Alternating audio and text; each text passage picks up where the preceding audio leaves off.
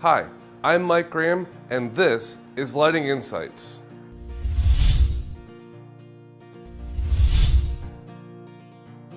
Today, we're going to be talking about keeping your fixtures clean in permanent installations.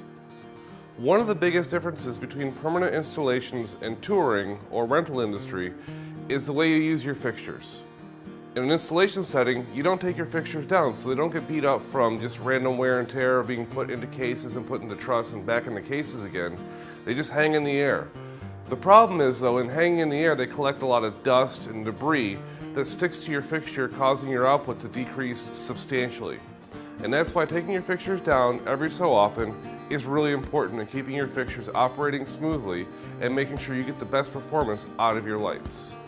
One of the most common places that you're going to see entertainment fixtures in permanent installation is, well, nightclubs.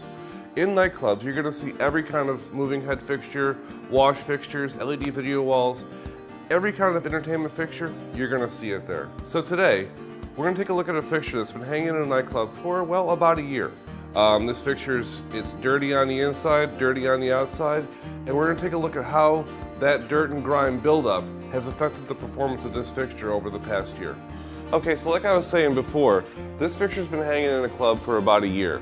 Over that time, it's accumulated a ton of dust on the inside as well as the outside of the fixture, and that dust has caused some problems. As you can see, the output of this fixture is really dimmed out.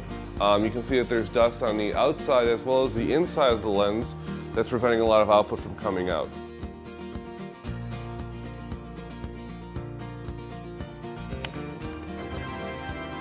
So now we got all the covers off this guy, and you can see how incredibly dirty it is on the inside.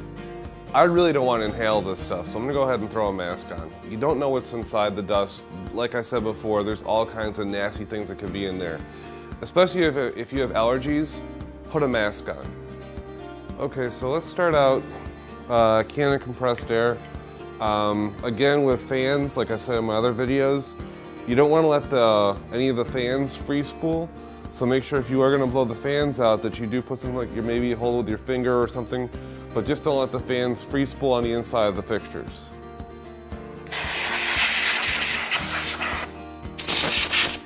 So while you're inside the fixture, your standard checks as well. Make sure of your belt tension, make sure it feels pretty good. Check and see if your belts are fraying or if they're wore out.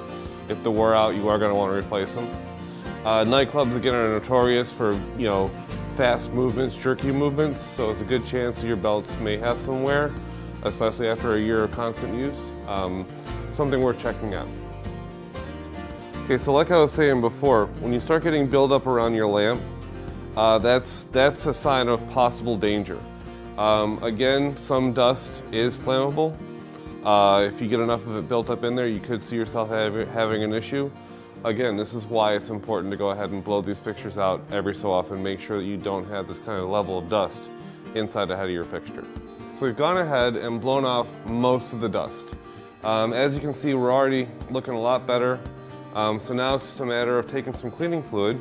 I like isopropyl alcohol because it evaporates as you're cleaning it.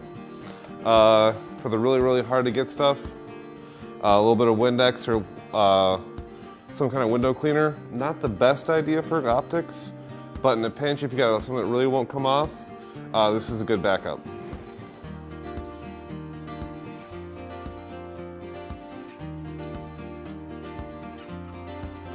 I like using gauze pads for cleaning optics because they're dust-free, they're lint-free, they're sterile, and they're readily available, and they're cheap.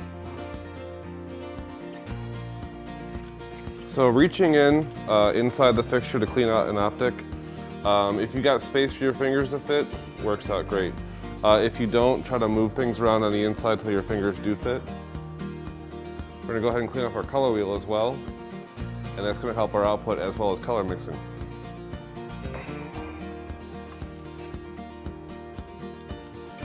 For doing that, because I don't want to just reach my hand in there, I'm going to go ahead and use a big Q-tip.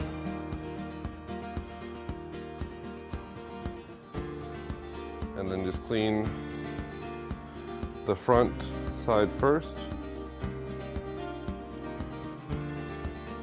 And then with a smaller Q-tip, I'll get the inside of that because I can't get it with a bigger one. The same thing goes for the prism wheels. You're going to want to go ahead and do front and back with those. Again, I would use a Q-tip just because it's easier to reach in with those. Okay, now that all your glass is cleaned up, if you are using glass gobos, again, the same process applies. Just go ahead and use a Q-tip, clean off both sides wet, and then dry it off just to make sure you get all the excess dust and debris picked up out of the fixture. Just by these couple of simple steps, spending maybe 45 minutes on each fixture you have is going to extend the life of your fixtures substantially. So we've given new life to this fixture just by cleaning it out. Clean optics, getting all the dust out of it, super important to the life of your fixture. Do this once every 2 or 3 months depending on the installation that you're in, and your fixtures are not going to let you down. For Lighting Insights, I'm Mike Graham. Thanks for watching.